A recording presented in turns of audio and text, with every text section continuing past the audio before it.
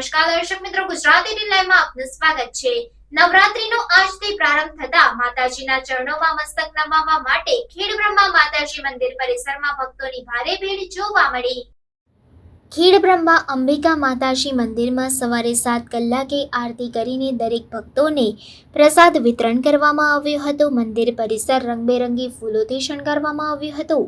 નવરાત્રી દરમિયાન માતાજીના દર્શન કરવા માટે ભક્તો સવારે 7 વાગ્યાથી રાત્રે 12 વાગ્યા સુધી માતાજીના દર્શનનો લાભ લઈ શકે છે। વર્ષમાં કુલ 4 નવરાત્રી આવે છે, જેમાંથી 2 ગુપ્ત નવરાત્રી આવે છે અને 2 શારદીય અને ચૈત્ર નવરાત્રી આવે છે। ચાલુ વર્ષે આસો સુદ એકમના તારીખ 3 ઓક્ટોબર 2024થી શારદીય નવરાત્રી શરૂ થાય છે।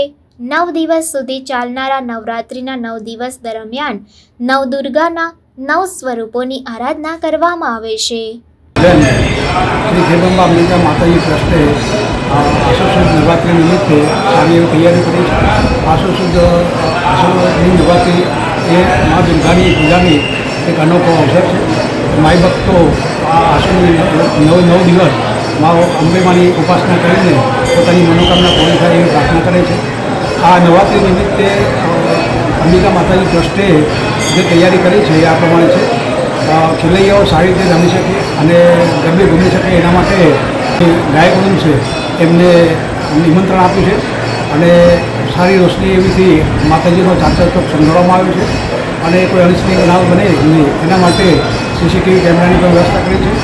નવરાત્રી નિમિત્તે મામલતદાર સાહેબની પણ મંજૂરી લીધેલી છે અને કડક પોલીસ બંદોબસ્ત ગોઠવાય એ માટે પોલીસ ઇન્સ્પેક્ટર સુધી પણ જાણ કરવામાં આવી છે। આ નવરાત્રિના દિવસો દરમિયાન માતાજીનું મંદિર સવારે 7 થી રાતના 12 વાગ્યા સુધી ખુલ્લું રહેશે। આરતીનો સમય આસો સુદ આઠમ અને પૂનમના દિવસે સવારે 6:30 વાગે રહેશે। બાકીના દિવસો દરમિયાન સવારે 7 વાગે અને સાંજે 7 વાગ્યા દરમિયાન માતાજીની આરતી થશે। જય અંબે।